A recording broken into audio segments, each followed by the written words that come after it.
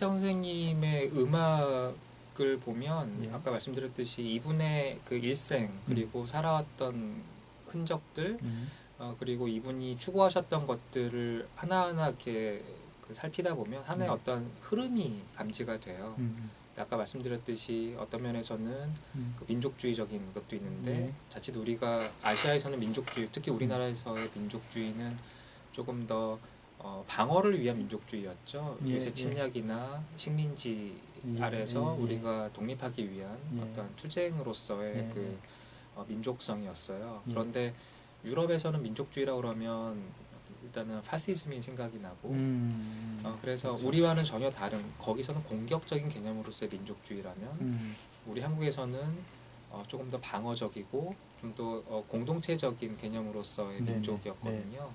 근데 윤희 선생님이 이런 지점에서는 그 이제 실제로 경험도 하셨고 역사적으로 그다음에 또 그것이 인류애적으로 가는 것도 어떤 그 성찰에 의한 자연스러운 어떤 흐름이라고 저는 생각을 했어요.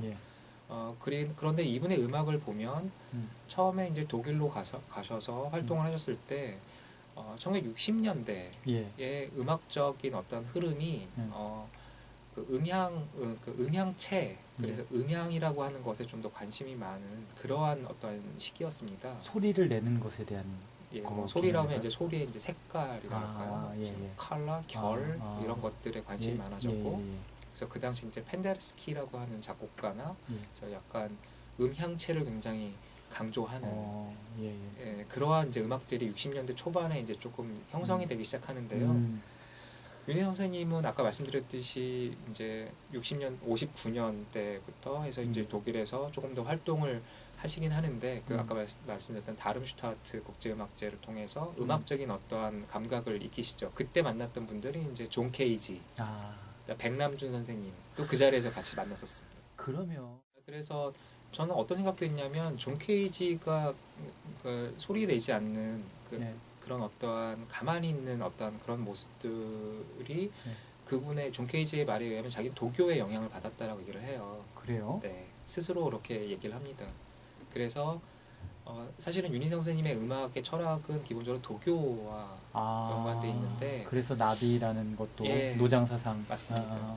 그래서 또 어떤 면에서는 노장사상이나 도교를 보면 굉장히 어떤 면에서는 무정부주의자랑 비슷한 마인드예요. 그렇죠. 맞아요. 가령 가장 완벽한 사회는 어느 누구도 감시하지 않고 자유롭게 스스로가 조화롭게 이루어가는 사회를 꿈꾸는 거잖아요. 오히려 유교의 억지스러운 예를 비판하죠.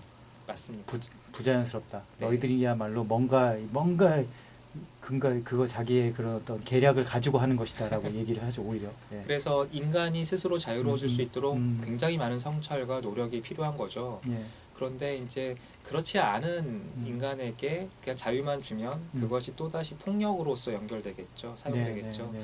그랬을 때 윤희상 선생님의 어떠한 그 도교에 대한 관심, 그 다음에 음악의 그 투영되는 방식들, 그리고 좀 전에 아까 말씀드렸던 그 다음슈타트 국제음악제에 만났던 그런 사람들과의 교류, 그랬을 때 이분은 그 이후로 그런 어떤 민족적인 것을 내세우려고는 하지만 그것이 처음부터 눈에 보이는 방식, 예를 들어서 통영에서 교가를 작곡했을 때는 대부분 약간 우리가 알고 있는 소위 한국적이라고 하는 느낌들이 거기서 드러나요.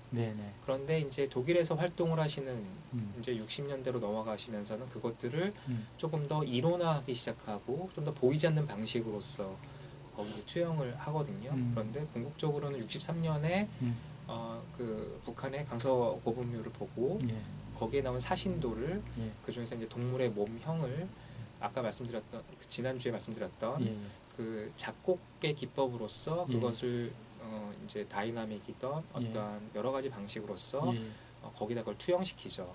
그런데 이것은 결국에는 소리로서 전달되는 것이기 때문에 기호로서 악보로 이렇게 악보화하더라도 소리로 전환되면 사람들은 그거를 직접 확인할 수 있는 방법은 없습니다. 그래서 듣는 사람이 그것에 침투되는 거죠. 자기도 모르게. 좀 어렵다. 무슨 말이냐면